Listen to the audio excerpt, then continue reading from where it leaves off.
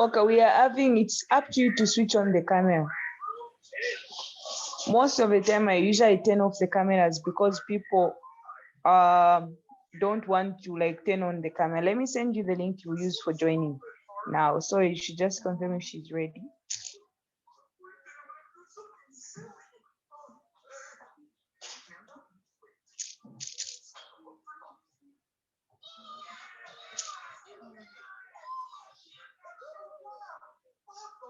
Okay, so send that one. And then if you can ask her to just kindly turn on our camera. Way much better if she can turn on the camera.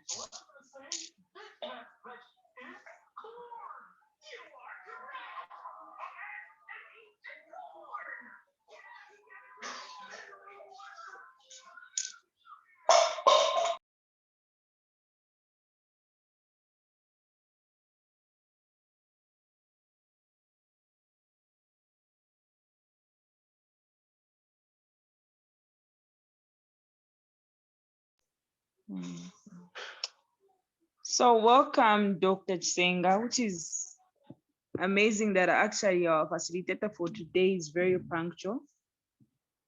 Oh, she's still yet trying to join me.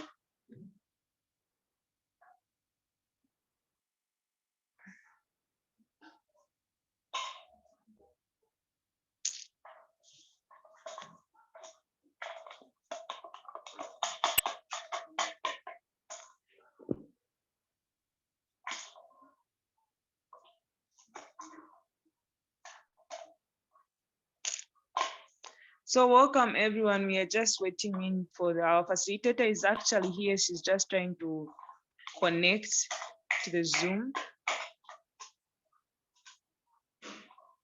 Yeah, she's still yet to join.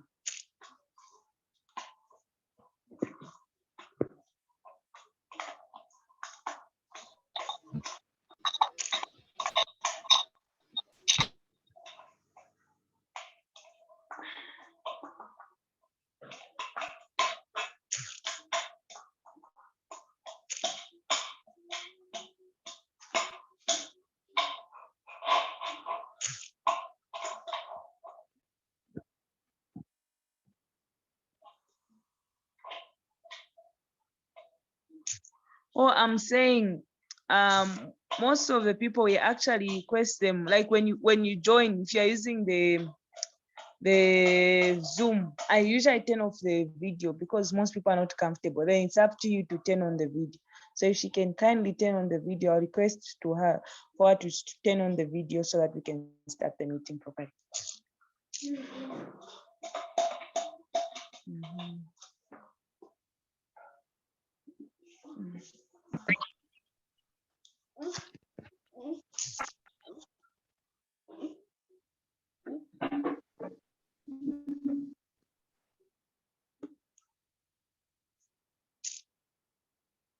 So we are just waiting for our host to join us. So as soon as you join, you can just simply mute yourself.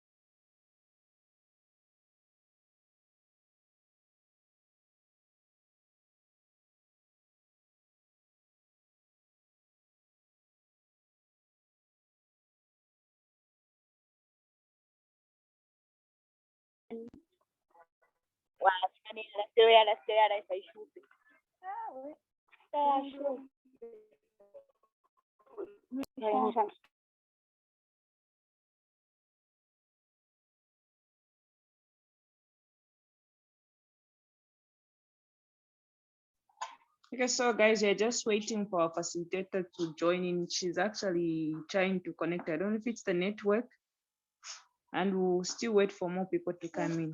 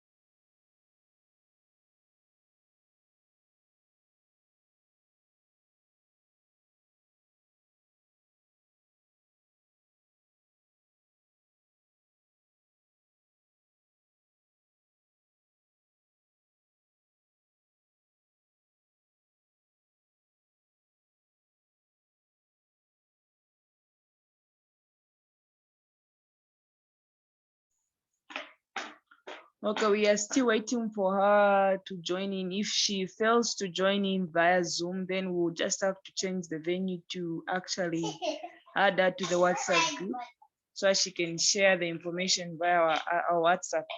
Because I don't know, network in Zambia internet in Zambia is quite terrible. It might be hard for people to join in. So we'll wait till it reaches 2010. If she's unable to join us, then we'll just add that to the WhatsApp group. Then we can continue the discussion for today via WhatsApp. If she can be sending us voice notes as well as typing, so that today's lecture can be carried out still. But then don't leave. If she joins, then we won't go back. So let's just wait for her to at least again once more try to join.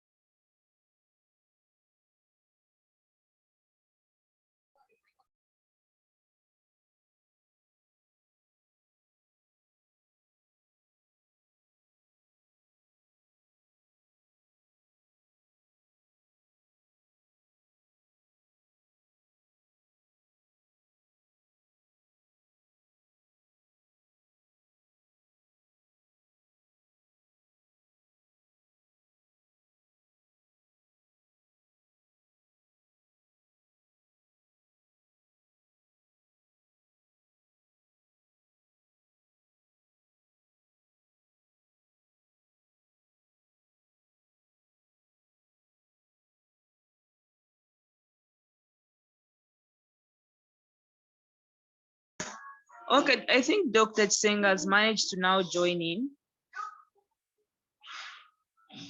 Dr. Tsenga, welcome.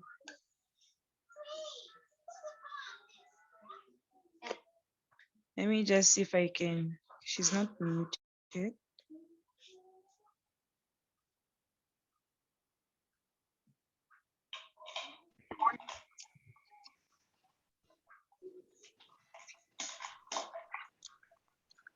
Dr. Tsenga.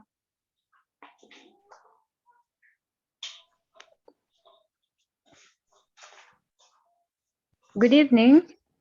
Evening, and how are you? And we are so glad to finally have you connected with us and just to have you on board. So welcome, and thank you so much for accepting.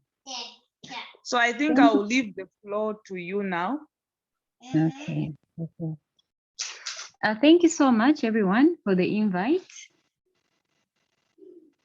My name's Dr. Tsenga Gwen. I'm a resident doctor at Lindola Central Hospital. Can everybody hear me? Absolutely, yes, we can hear you. Okay, all right. I was very honored to be given this very important and thought-triggering topic. And I was so impressed to hear that this group has also a few gentlemen that are also interested in the topic. So my presentation was about menstrual hygiene management.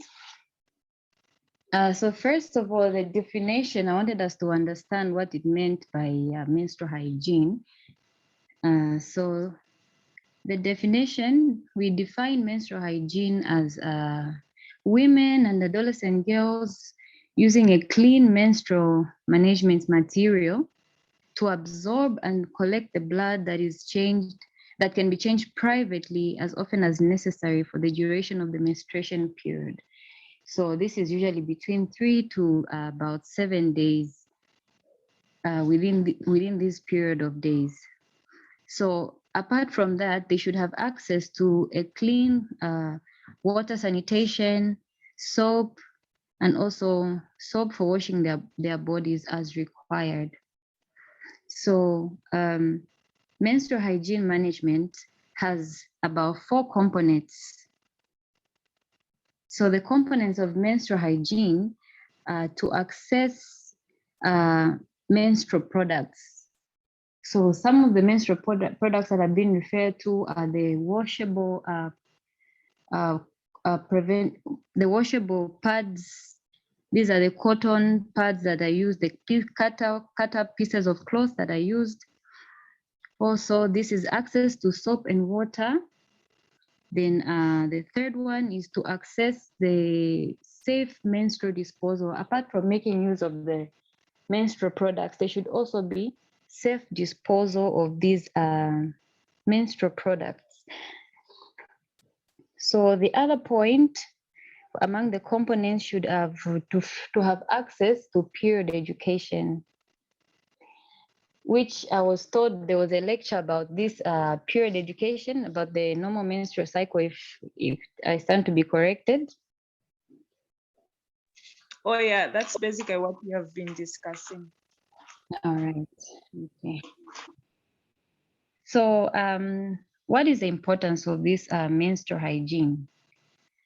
So it is important for us to discuss this topic, one, because it prevents infection of the genital urinary tract. How do these infections come about? So what happens is that if our girls, our women, they do not have enough knowledge about menstrual hygiene, they may end up using the wrong menstrual products to start with. Then secondly, they can have prolonged use of these probably incorrect products for a prolonged period of time, leading to what we can have as urinary tract infections or genital urinary tract infections.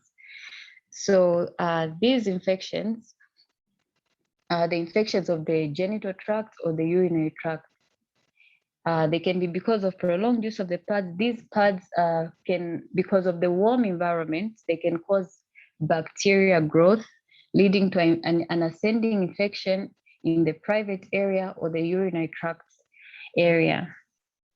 So secondly, we can also be concerned about irritation of the skin.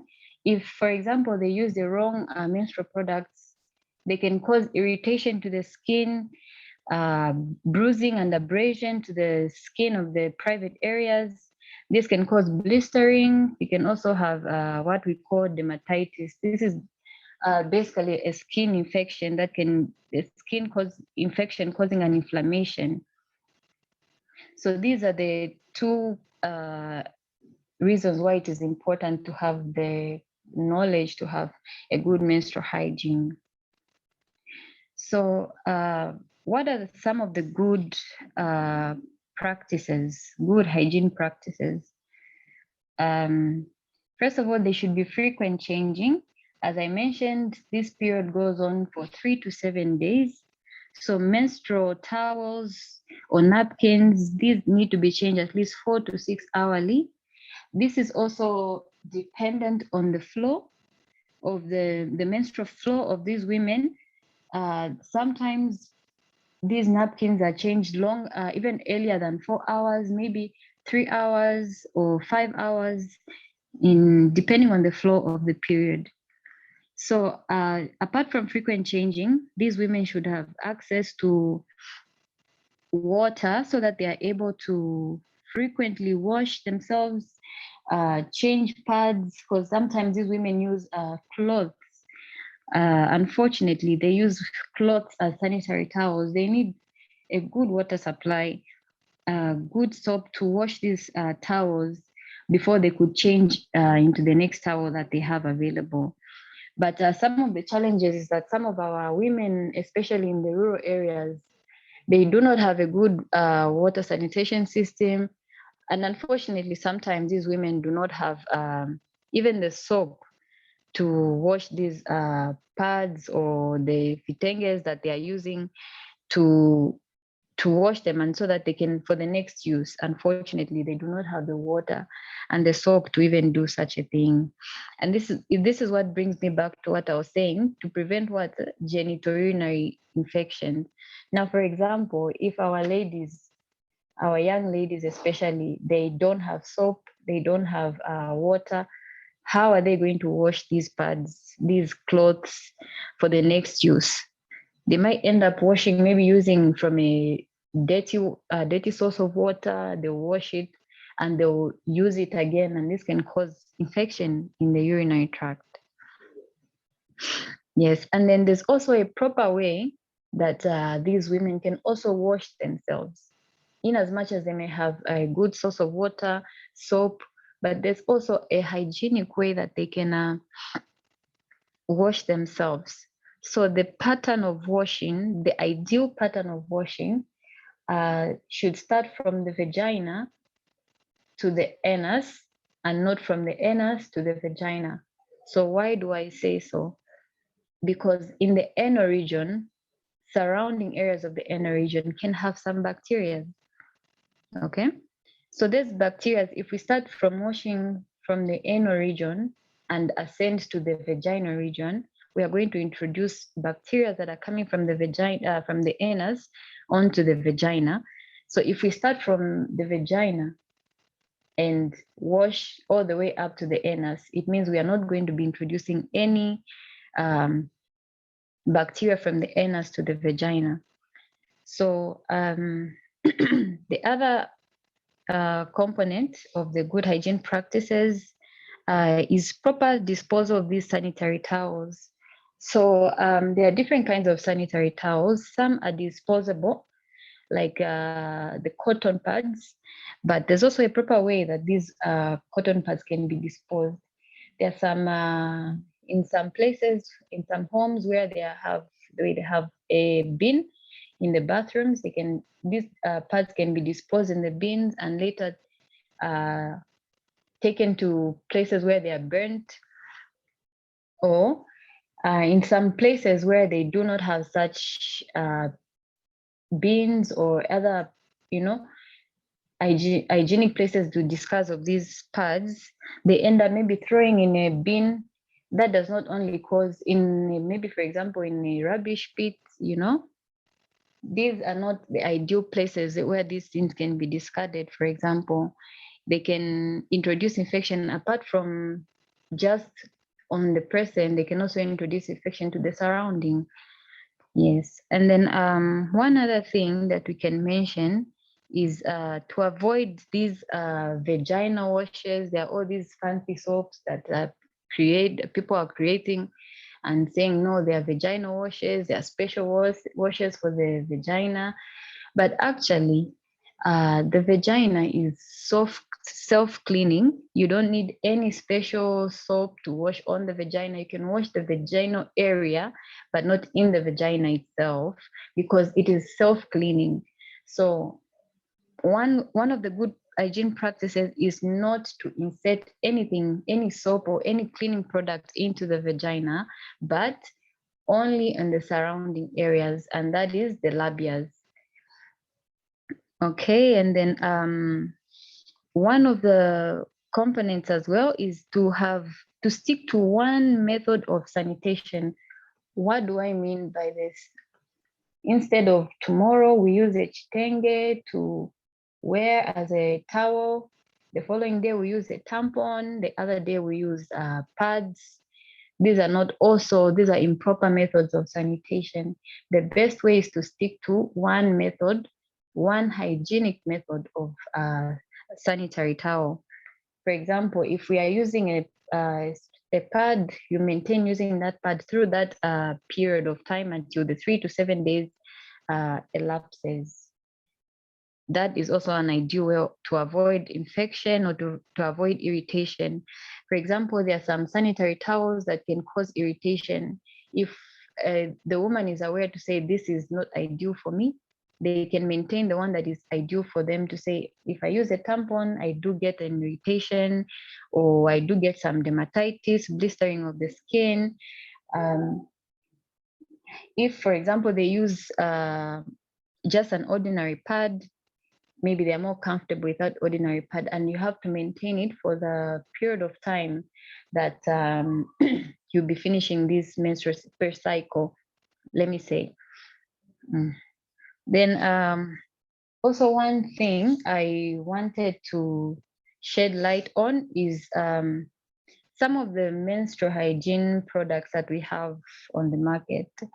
The most common ones that we have, especially in the rural areas, we have these washable cloths that they cut up from their clothing or their fitenges.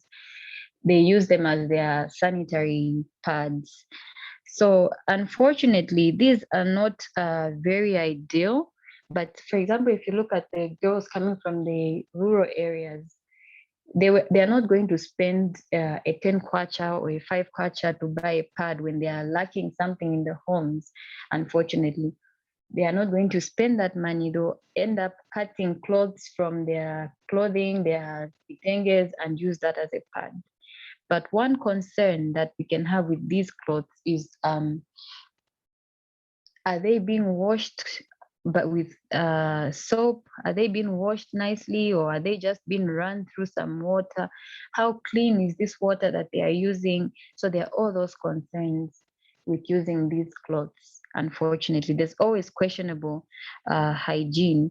And also, it's also of concern if they are reusable. How are they being maintained? Because there are a lot of bacteria that can be on that cloth, depending on where they're keeping them, what they're being exposed to. For example, they'll stuff these clothes in other clothing that they can have, which is being exposed to different kind of bacteria. But the vagina itself has what we call normal flora, meaning the healthy bacteria that is in the vagina.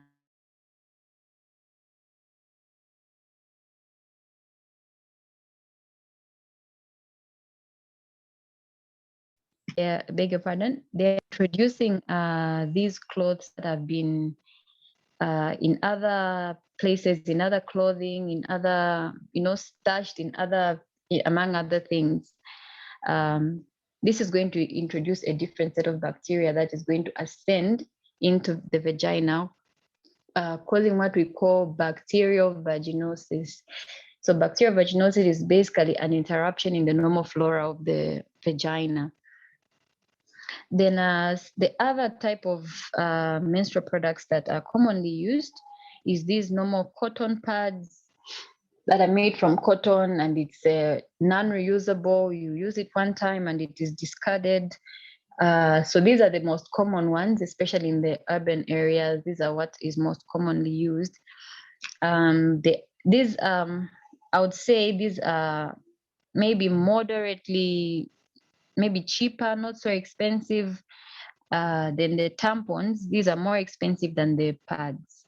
The tampons are also just a single use, lasting 4 to 6 hours, and are inserted pervaginally, meaning they're inserted into the vagina. So and then there's also what we call the menstrual cups.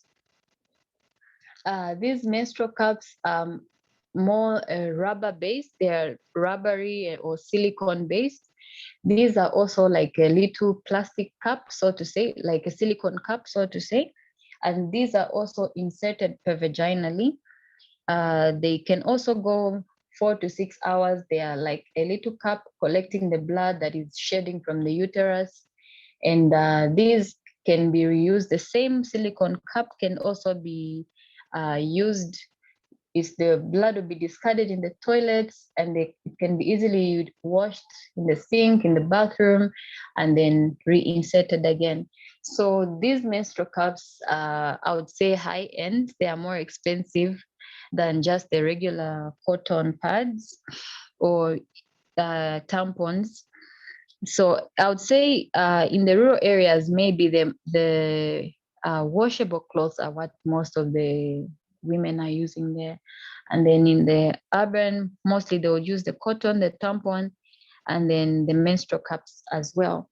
Then I came across what they call the bamboo cotton pads. They are usually, it's usually just the same thing as the cotton pads. They're also the bamboo based cotton tampons. They're usually just the same thing as the tampons, the cotton tampons.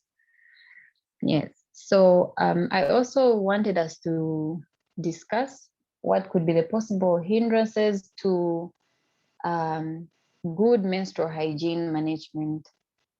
So I came up with a big group, what would call socioeconomic reasons. For me, I came up with two main reasons and I broke them down. The first one is the lack of knowledge on menstrual preparedness and the management of due to the shyness and embarrassment. So I think this is a very big topic because usually in homes, these are things that are very shied upon. I'm sure maybe the ladies in this group can, agree with me. These are topics that you never hear from your father, and unfortunately, sometimes you never discuss with your mothers about such things. You just hear from your aunties to say, "Oh no, there's such a thing as a period. This is how you take care of yourself when your period comes." But this is something that you've never actually discussed with the mother of the house or the woman in the house. You hear it from your extended family. Unfortunately, you never hear of such a thing from your father. So there's that, it's more like a taboo in most homes, and it's not openly discussed. And you only get to hear about it when it actually happens. So there's no preparedness, in short. Like there's no being prepared to say, oh, such a thing may happen to you. This is what it means. This is how you take care of yourself. So most of our young girls are not really educated about what it means and how to be ready for such a thing. I, for one, I never had this discussion with my father, and it was just brushed upon with my mother. So yeah, there's that shyness and embarrassment. And then sometimes, unfortunately, most of our adolescents, the young girls, they are misinformed. The fact that there's that embarrassment, there's this misinformation. You hear from your friend tells you, oh, this is what it means, this is what you do. It's like the young girls are teaching their fellow young girls what these things mean. So there's that misinformation. They're not able to learn exactly from their mothers, the people who have better experience. So there's young girls passing information to their fellow young girls, and then there's that misinformation. So there's also the socioeconomic reasons that can hinder menstrual hygiene. For example, I was mentioning the young girls in the rural areas. They do not have the finances maybe to buy proper sanitary hygiene products. They do not budget for such a thing. For example, imagine a father that has never discussed periods with you, menses with you, has to allocate a 10 kwacha or a 15 kwacha per month for parts that, do not concern him, so to say, with inverted commas, because they do not understand the importance of it. They do not understand the implications. For example, if I don't buy correct hygiene products for my daughter, she may have a UTI, she may have a genital infection. They do not understand that, and they cannot allocate money in the budget for such a thing when they are striving, to make ends meet, especially in the rural areas. There's no budget for that. Then also, there's usually poor sanitation, especially in some homes in the rural areas. There's poor sanitation. They have the access to water. They have to travel, long distances to access water. Then our women, they are unable to take good showers, when they're in that state, in the 3 to 7 days that they are menstruating, they're unable to take good showers. They can't take long distances to go fetch water, to take at least 2 to 3 showers a day. They're unable to do that, because of the distance. And during that menstrual period, of course, our women are not, we are not well. You are in pain.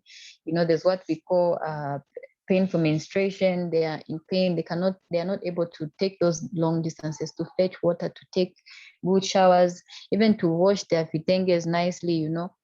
They're not able to do that. They don't have a good source of water in their homes for them to take good showers and take care of themselves. And this is what will still bring us back to what we're talking about, the infections, the genital tract infections, the skin abrasions, the dermatitis. This is what it all can narrow down to. Then I also wanted to sort of throw the ball in the court for everybody, especially our gentlemen in the group. This is a question that I would like everybody to interact on. What is the role of men or boys in menstrual hygiene? Maybe one of the gentlemen can pick it up from there. And what do you think? What do we think is the role of men or boys in menstrual hygiene?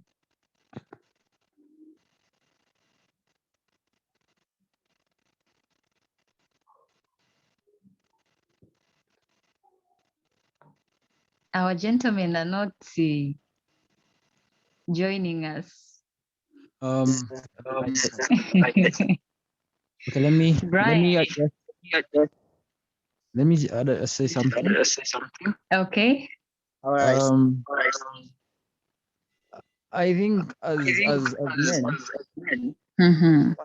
most important thing that we can help the ladies more, especially when it comes to menstrual hygiene, is for us to move away from certain norms and addressing certain values of the tradition. Mm-hmm. Because if we embrace such values and norms of the tradition, we will be pushing away the ladies Mm-hmm. in such a manner that they will hide themselves. They will be introvert, more especially when they are going through that process of menstrual hygiene. Because we are embracing that norms and embracing the culture of let's say, if a lady is going through periods, she has to do that and all that. We have to move away from those norms and embrace what is right, the right knowledge as a woman to carry herself even in society, because it will help her realize and also participate in what's supposed to participate in society. More Right. especially Right. if we look at a young girl, it will help her to participate in class activities, to attend classes, to help Yeah. even the Yeah. older women to be free at work. Because Yeah. if a man knows, okay, let me give an example. If a man is doing orchestra, then he knows of this friend, not coming from a good home. If men can embrace the So hygiene hygiene is something that is just normal. We have to embrace something which is normal, and we also have to take that responsibility of helping. If I'm doing well, and I know my friend who's not capable of doing well, as a man, I have to take that position of helping that, because I'm also protecting the dignity of that lady. Yeah. So I think in that position it will help us, and also as a father, a man, Yeah. it will help uh, him bring up a strong bond between him and his, because this is a Yes. scenario where the girl is fearing to tell and approach the father because of the norms and the culture, and he in turn he prefers to tell those who are outside the house, boyfriends. Of course, we are not saying it's wrong, but I think Yeah. being a father is the responsibility that he is aware. But because of these cultures and the norms of saying no, fathers as basically something that should Yeah. be hidden and all that. So it prevents them even to build a relationship with them. As a result, they block them, even have interactions with their parents, when more parents, Yeah. when they are going through such menstrual, Definitely. when they're going through menstruation. Society level, I think it's so much important that we advocate as men that women take the right position of menstrual hygiene, not embracing cultures that will cause or affect health. Yeah, Yeah. this is the few things I can say. Yeah, I totally agree with you. I think one of the first steps is to actually break these so-called cultural norms, the stigma the stigma that comes with menstruating. I think that is one of the core things that could actually help us ladies as we are going through this period of time. Yeah, I Yeah, totally agree with you. Mm. yeah, and I think the other thing is also help men wouldn't leave it only to the ladies, but also build associations like men themselves and advocate for that. Like to Yeah. bring society to the realization that, oh, if men can stand and advocate for such, it will open up the ladies to interact and get the right knowledge. Yeah, yeah. And I think also, men should also be open to be able to offer these products to their colleagues, their, sisters, people who are, for example, in need at that moment. Men, gentlemen should also be open and able to say, okay, I'll be able to buy this product for you in the moment that the lady is in need. Yes, Mm, thank you. okay, thank you. Any other contribution? Maybe there's a gentleman that wants to say something before I invite the ladies as well. Okay. I think there is kind of some feedback. I don't know what's wrong. I don't know if it's just me, but I could hear some feedback.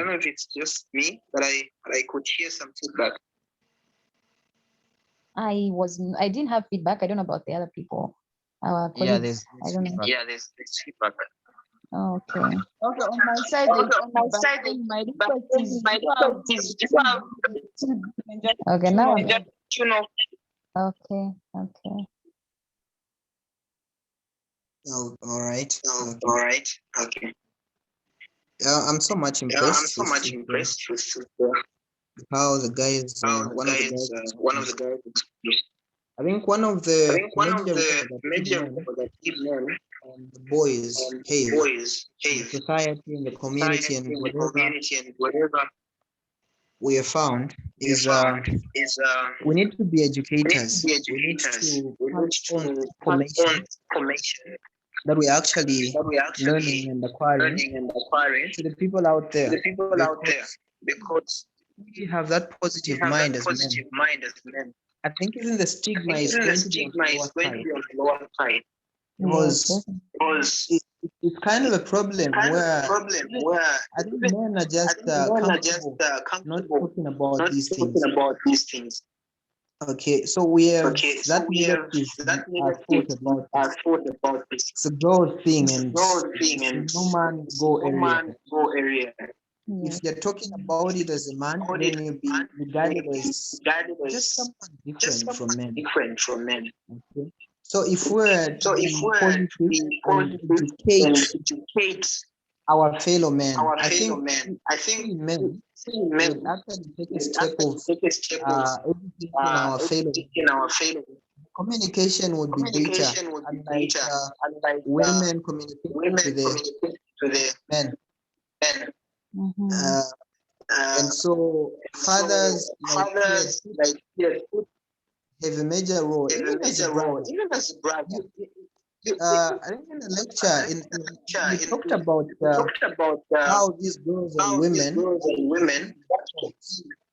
unreason to the vagina and not vice versa. Yes. The kind of information that you can hear as a brother to your sister. Probably you ask, how do you feel yourself? Okay, Brand. Sorry, can you just kindly put up TV on and just mute it? The feedback is as a result of the TV on.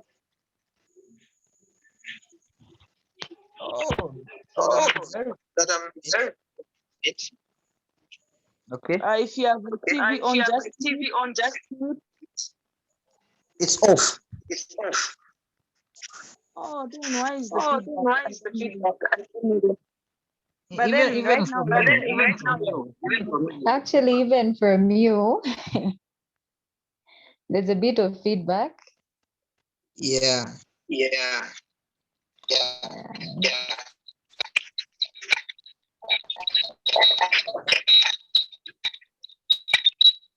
Oh my goodness. The network is today.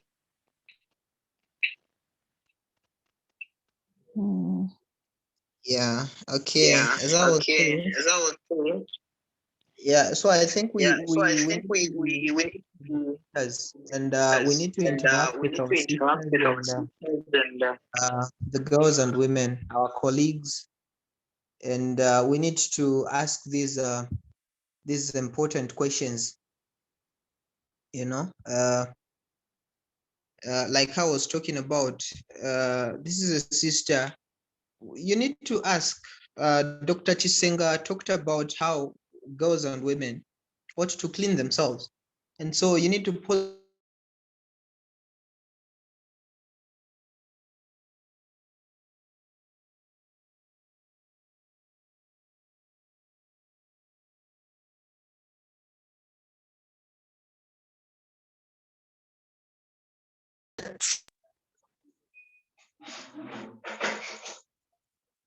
okay, now I feel like we are losing Brand. I don't know, Dr. Tsenga, you can just carry on. Then what you can just do when you are someone yourself, done, you unmute yourself.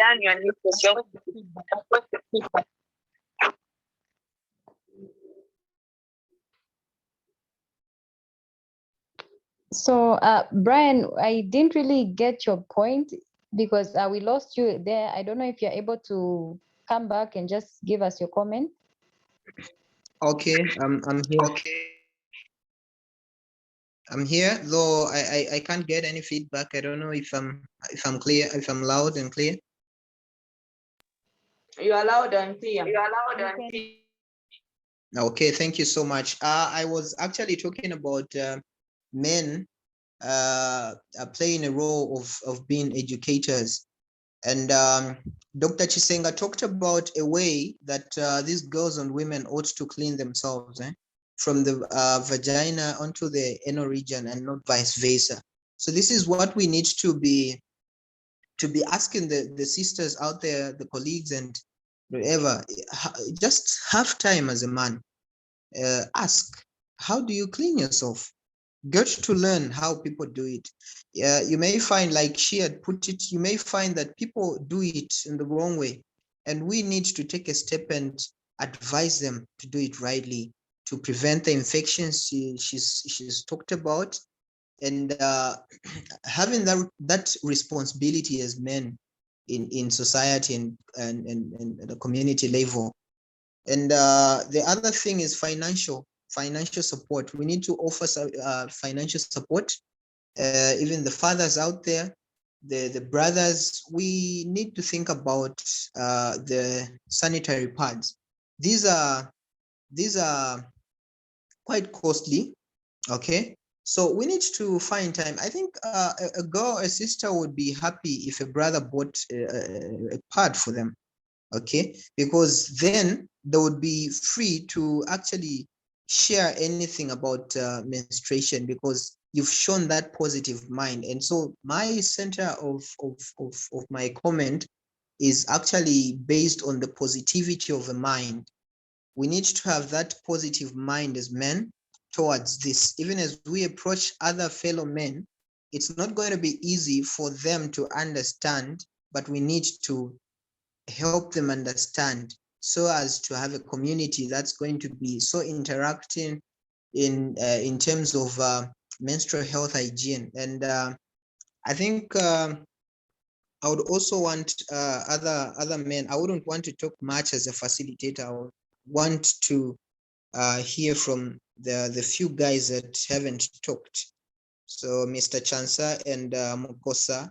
Then I think Dr. Chisenga can bring in the ladies and yeah, thank you so much.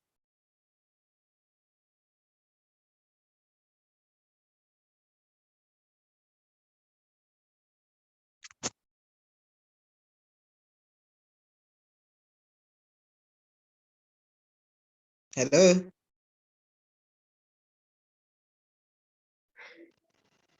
We are waiting on the gentleman.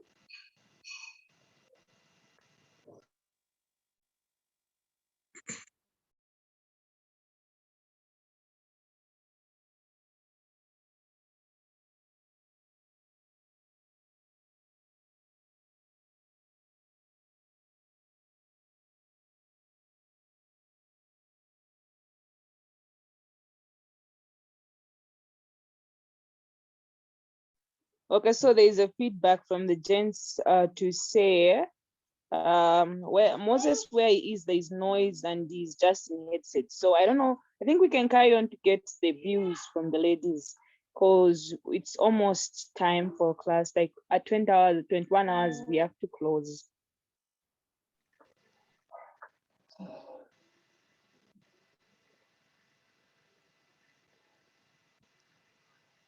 Just one thing that I would like to mention before the others say something, the ladies can come in and say something.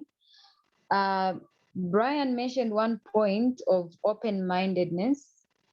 First of all, I would like to say, as women, I don't think maybe all of us are open-minded to our brothers actually buying us these products, because of these, cultural norms, these taboos. It's like embedded in the women as well, so much so that we are ashamed as well to actually receive such products from our brothers. So how open-minded are we as well as ladies to receive the help from our brothers? Thank you.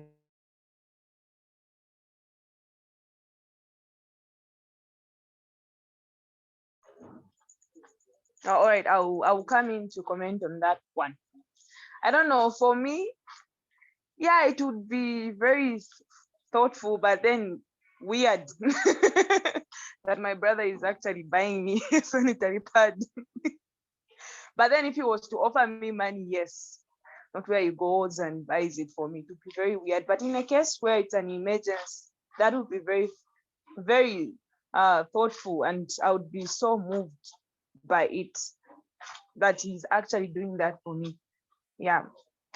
And then I just wanted to also highlight on something that Dr. Senga talked about, which is bacterial vaginosis, which usually is accompanied by a very foul smell in the vaginal area. Most people, when they hear of bacterial vaginosis, they only associate it as something that is sexually transmitted. But then looking at this lecture, it's actually something that can also come as a result of our unhygienical, being very unhygienical in handling our menstruation, which is very important. I don't know. Can you hear me, guys? We can hear you. Yeah, which is very important. This is something that most women shy away from discussing when they're having a foul smell, which has even contributed to people douching and using these feminine washes that we have been discouraged not to use because people are so shy to actually approach the pharmacy or go to the clinic to explain, to say, I'm noticing that I'm having a foul smell. What could be the cause, and how do I treat this? Most people are very shy. Most women are very shy from discussing this, and this is something that I feel like we should put out in the public, to say it can actually be as a result of us not being hygienic in how we handle our menstruation that we are experiencing such.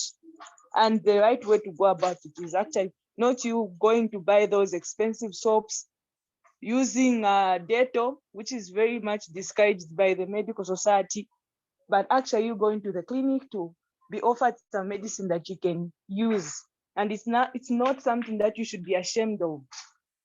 Which brings us back to the things we have been discussing about, which is the stereotype that women have had or face when it comes to anything that has to do with reproductive system, sexual rights, and other things. Yeah, so I think that's my.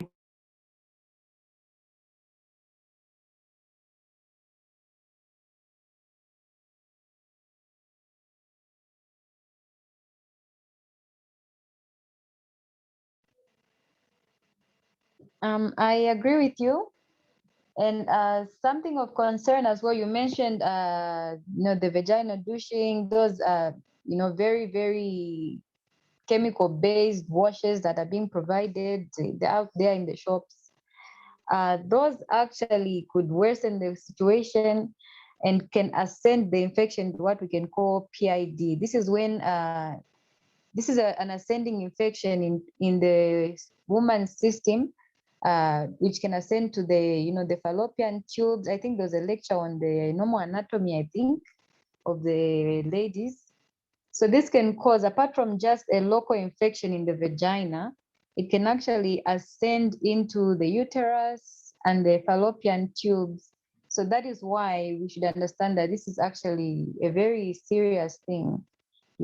Apart from a local infection, it could actually ascend and cause a worse infection. So that is why it is important actually for us to have normal, healthy, hygienic menstrual practices. Yeah. And you also mentioned to say, you'd be ashamed if a brother bought you sanitary towels.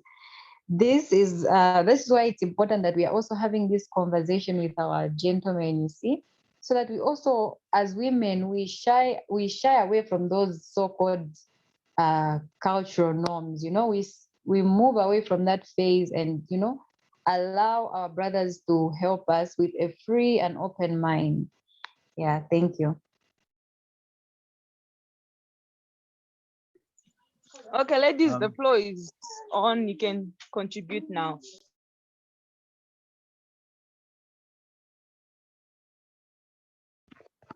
Let me read one comment before anyone contributes. It should be from Mercy. It says, we get embarrassed even to buy the products. What more for our brothers?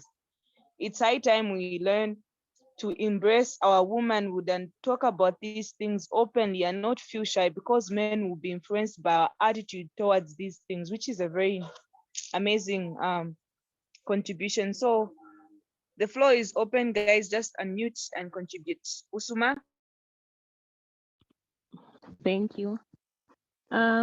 So for me, I've had a slightly different experience because I come from a family of all girls and we were raised by my father mostly. So when we started getting our menses, he kind of had to step up because there was no one. So it took me some time to realize that there's actually stigma against such issues. I think on my father's part, though, he wasn't well educated. He wasn't ready to raise daughters and come and experience menses. But then growing up for me, it hasn't been difficult to talk to men about menses because I grew up where my dad was buying us pads and he just had to learn because he had us and there was nothing he could do to change the situation. So I think the only way we're going to stop this is if we start. The adults obviously have already got these archaic beliefs that men should not come in contact with pads, they should not participate in such topics. But I feel like as we start teaching young people, we start educating them, as they grow older, it will become a normal thing for us to discuss. If we as girls take it up and discuss periods in front of our peers, eventually it will become a normal thing if we don't shy away from it ourselves. But then of course, with our mothers saying men shouldn't do this, men shouldn't see these things, eventually we start becoming shy. When you stain yourself, you end up sitting in one place for hours and hours because you've been taught for a long time. I just think it starts with us as girls. If we stop laughing at each other, because there's been some stigma amongst girls ourselves. When someone stains herself, we make jokes about it. But if we stop and if we're able to have open conversations about these things, I think the whole stigma issue will come to an end eventually. Thank you.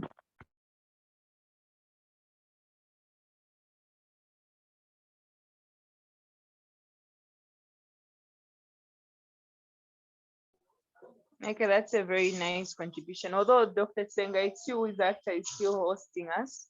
I don't know if there are still some more contribution coming up before we I don't allow. know. I don't know. I can say I can put it as a contribution, a question.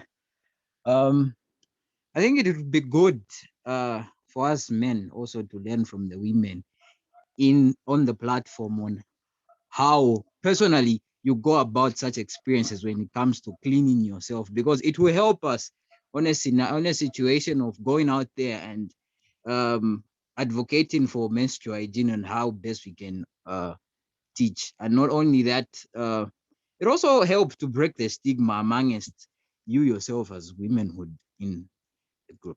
So I know it sounds something, but yeah, it will help us for the sake of learning and breaking the stigma.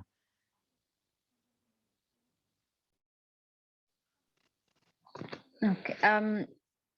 Thank you for the contribution. In as much as there's a stigma just among us as the women folk, there's also the stigma that comes from men. That is why now we are having these open discussions about such things. So I had mentioned earlier about the ways in which we can keep ourselves clean as women, the methods of sanitary methods of cleaning ourselves from the vagina to the anus and not the other way around. Uh, it's still a work in progress. You know, these are some things that the community will, they will not openly discuss with a young man coming to discuss with women how they are supposed to clean themselves. It's something that it would definitely take time, but it's a work in progress. It's definitely a work in progress to educate one another about such things, especially on a community level.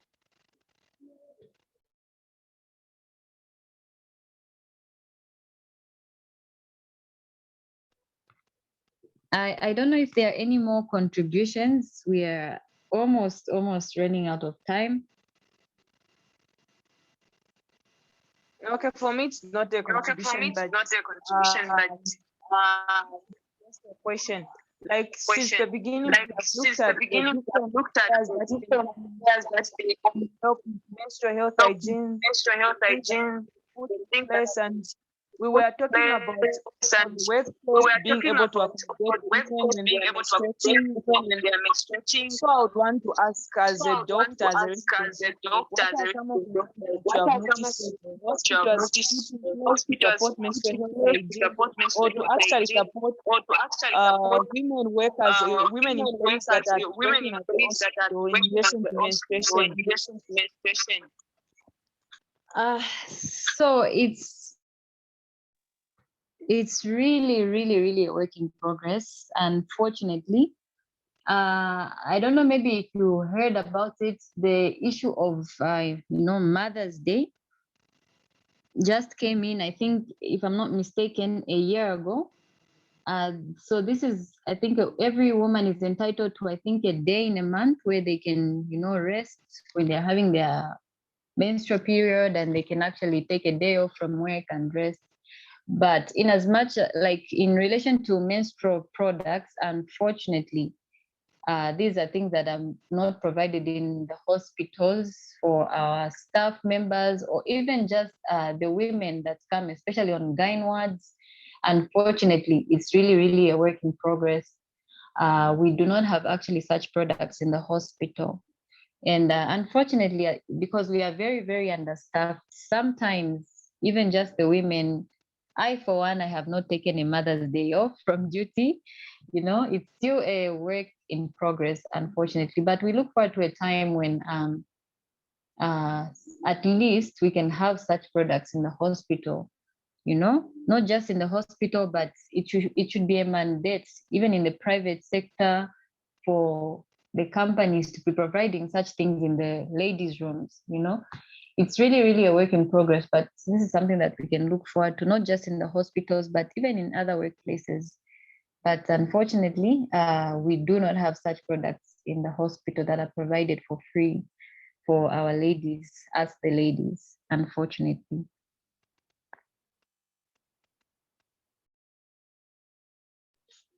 No, that's sad. I don't think you cannot give the closing remarks. I beg your pardon? I'm saying you cannot give the closing remarks. Okay. Once again, I would just really like to thank everybody for this invitation. I've really had a good time discussing this.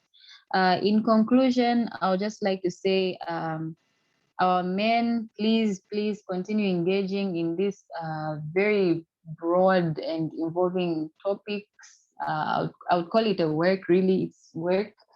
Let's continue engaging. It's really a work in progress. Let's do our own contribution towards this topic. It's even as little as it can be. It can be as, gentlemen, and you're talking, you hear from your friends, what they know about such topics. The bare minimal contribution towards such topic will go a long way. Like I said, it's a work in progress. So every minimal contribution counts.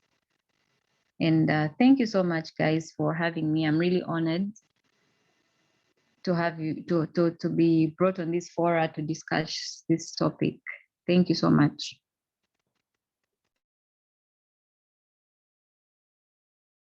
All right, thank you so much, Dr. Senga, for coming. We really appreciate, and definitely we'll be calling you from time to time to come and share with us. And then thank you also for the amazing participants that came on board. And this is another challenge for the men. Let me see in the outreaches, men organizing fellow men to actually talk about menstrual health hygiene. These are some of the things I look forward to seeing. And from me and everyone else, it's good night.